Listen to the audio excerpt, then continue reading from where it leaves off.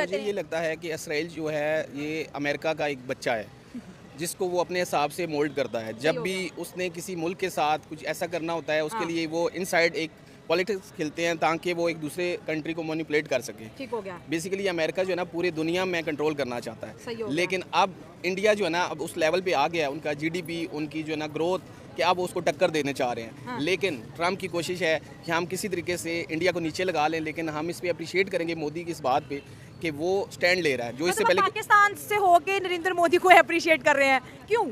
नहीं, बेसिकली मैं उसकी पॉलिसीज़ को अप्रिशिएट कर रहा हूँ जो ठीक कि है। पाकिस्तानी सियासतदानों को सीखना चाहिए ठीक है। कि जब कोई बहादुर भी हो तो अगर आपके ऊपर अपने ऊपर स्किल है आपकी और आपकी ग्रोथ इस लेवल पे आ चुकी है ठीक है। तो आप अपने से ऊपर के भी लेवल के बंदे को कर मतलब सकते अगर हो। आप डिलीवर कर सकते हो तो फिर घबराने की जरूरत ऐसे ही। नहीं है, ठीक है। फॉल तो मैं समझता हूँ कि ऐसा बिल्कुल नहीं होने वाला। उसकी वजह ये है कि ड्यू टू यूक्रेन वॉर, जो यूक्रेन वॉर है जब तक ये सम अप नहीं होगी उसके तब तक आई थिंक सो इसराइल जो है वो ट्रंप का साथ नहीं छोड़ सकता। और बाकी जो ट्रंप साहब ने भी कहा है कि मोदी ज़ार ग्रेट आला है, उसकी वजह एससीओ समिट बिल्कुल हो सकता है because to contain China in the sub continent you उसका फिर ये होता है कि जब जो इंडिया की जो मेन पॉलिसी है, जो डिप्लोमेसी इंडिया की है वो है न्यूट्रलिज्म पे बेस्ड करती है। ठीक है। तो हमेशा इंडिया ने ये स्टांस लिया है कि we will never ever make an ally जो हमारे एसेट्स के, हमारे जो कॉरपोरेट इंटरेस्ट हैं उसके खिलाफ हो। तो जो इंडिया है वो हमेशा उसने वही किया है जो उसकी आवाम के लिए नेशनल इंटरेस्ट पे काम नेशनल किया, इंटरेस्ट में ठीक उसने है। काम किया। ठीक हो गया। और जो इंडिया है वो चाइना को भी नहीं छोड़ सकता। उसकी वजह मेन जो है वो एससीओ समिट है बिकॉज जितने भी अगर हम सब कॉन्टिनेंट्स में जितने हम जो है नेक्सिस देखते हैं तो वो चाइना के सारे साथ हैं। तो इसलिए उसकी मजबूरी है कि एससीओ को ना छोड़ना और चाइना का साथ देना। बाकी जहाँ तक as far as the Israel is concern तो इसराइल जो है वो हमेशा से सॉफ्ट कॉर्नर रखेगा बिकॉज जो इंडिया है ये वीटो 5 में आने की एक उसका वेटेज है वो रखता है। तो इसलिए वो इंडिया को भी नहीं छोड़ सकता और अमेरिका को तो वो डेफिनेटली नहीं छोड़ सकता because he is already a veto 5 in veto 5। Sir यहाँ पे आज हम बात कर रहे हैं कि ट्रम्प के यू टर्न के बाद इजराइल जो इंडिया का बड़ा दोस्त बनता है और जिसने पाकिस्तान के खिलाफ जब जंग लड़ी गई तो इंडिया को उसने ड्रोन भी दिए जो इसने पाकिस्तान के ऊपर हमला किया। और हमारा स्टेट नैरेटिव ये था कि हम पे इंडिया के साथ इजराइल ने भी अटैक किया क्योंकि ड्रोन्स उनके यहाँ पर पहुंचे। लेकिन फिर देखिए अभी इतना ज़्यादा हमने क्लैश देखा मोदी सरकार और ट्रम्प सरकार के भी, लेकिन इजराइल कहीं नहीं उसका कोई बयान है। जहाँ पे ईरान ने सपोर्ट किया इंडिया को, फिर आप देख लें कि रशिया ने सपोर्ट किया, इवन दो इंडिया का सबसे बड़ा दुश्मन चाइना ने भी इंडिया को बैक किया, जो बड़ी खबर दुनिया की बनी। लेकिन इसराइल खामोश है। लेकिन जैसे ही ट्रम्प दोबारा से सॉफ्ट कॉर्नर इंडिया को दिखा रहे हैं तो आज इसराइल अपनी कहते हैं ना कि दोस्ती का भरम निभाते हुए आ रहे हैं कि वो नरेंद्र मोदी से सीखें, वो बड़े अजीम लीडर हैं, उन्होंने नेशनल प्राइड को प्रायोरिटी दी, उसको स्ट्रेटेजिक एसेट यूज़ किया। हम इसराइलियों को यही चीज़ तो सीखनी है। तो एकदम से नंबर बनाने के लिए जो है नरेंद्र मोदी के सामने वो पेश हो गया अखबार में आर्टिकल लगा के। तो आपको क्या लगता है कि हर कोई अपना पल्ला क्यों झाड़ता हुआ नजर आ रहा है? असल में ना जो ट्रंप के बहुत अच्छे ताल्लुकात थे नरेंद्र मोदी से, सही है। थे पहले भी।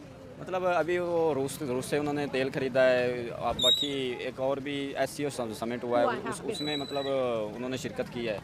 बाकी और भी काफ़ी रीज़न है, इसलिए मतलब ट्रंप नाराज़ है उनसे। और इसके अलावा इसराइल जो है वो हमेशा से इंडिया को बैक करता आ रहा है। मतलब वो पाकिस्तान है मुसलमानों के वैसे ही अगेंस्ट है। मतलब पाकिस्तान सपोर्ट करता है फ़लस्तीन को, इसलिए मतलब वो नरेंद्र मोदी को जो जंग हुई थी उसमें उन्होंने ड्रोन वगैरह दिए थे। और बाकी मैं ये कहूँगा कि अभी ट्रंप का रिसेंट बयानिया आया कि वो नरेंद्र मोदी से अच्छे ताल्लुकात रखते हैं। यू टर्न जिसको बोल रहे हैं। हाँ। वो इमरान खान वाला यू टर्न लिया उन्होंने, बड़ा वाला यू टर्न। लेकिन असल में रीज़न वो ये तो बस ना मीडिया पर बात है, लेकिन वो असल में नाराज़ हैं। तो मतलब इंडिया की जो पॉलिसी है ना रूस के साथ दिफाई ताल्लुकात, उसके अलावा उनसे तेल खरीदना और भी काफ़ी स्ट्रेटेजिक पार्टनरशिप है उनकी, इसलिए मतलब वो थोड़ा। सर देखिए इंडिया का मुद्दा क्लियर है कि रशिया को नहीं छोड़ सकते ऐसे ही है। और अमेरिका को बोला कि तेरे साथ तो कोई ट्रेड डील नहीं बना सकते, तुमने पाबंदियां लगानी लगा दो। हम अभी रिसेंटली दिफाई मुआहदा हुआ है रूस का। उन्होंने कहा कि S-400 मिसाइल सिस्टम हम फिर देंगे मतलब इंडिया को। इसके अलावा और भी अभी एससीओ समिट हुआ है, वो एक दूसरे को जफ्फियाँ डाल रहे थे मतलब ट्रंप को दिखाने के लिए। और भी काफ़ी सारे रीज़न हैं।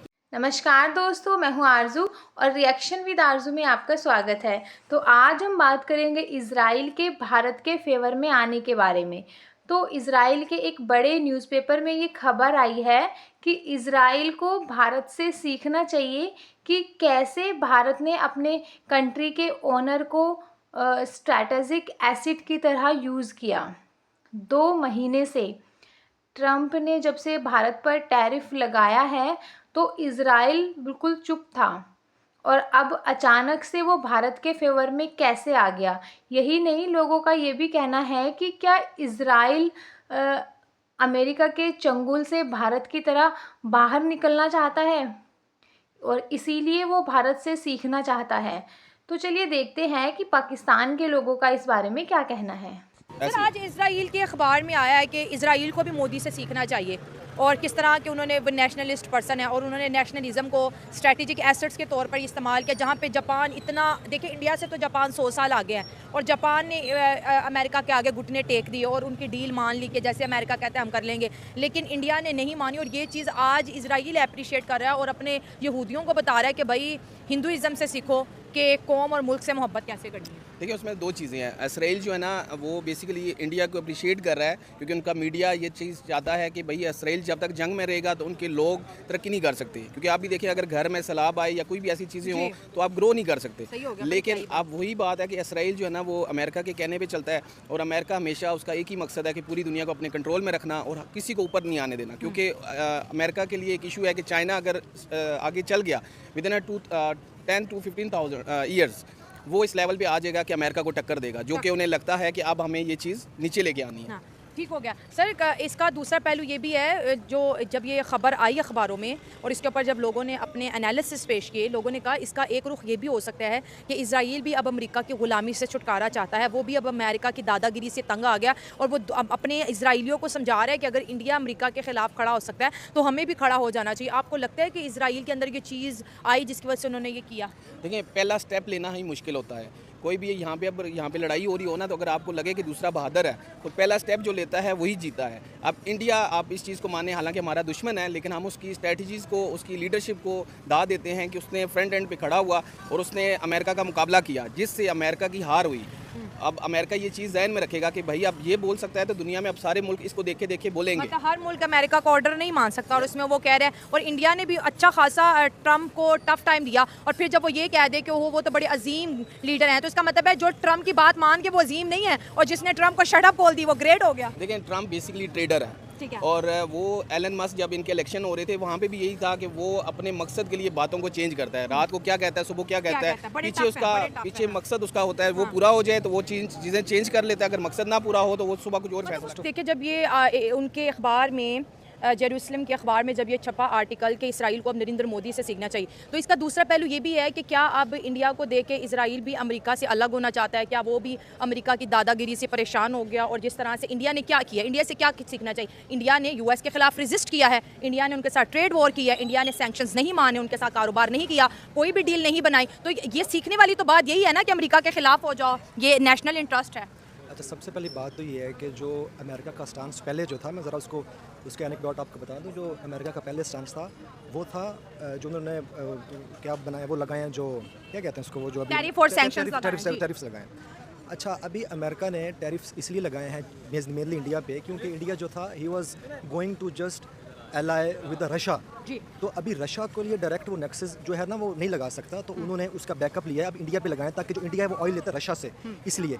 लेकिन जो चाइना को कंटेन करने के लिए अमेरिका को ज़रूरी है कि वो इंडिया का साथ दे, इंडिया का उसको होना ज़रूरी है इंडिया।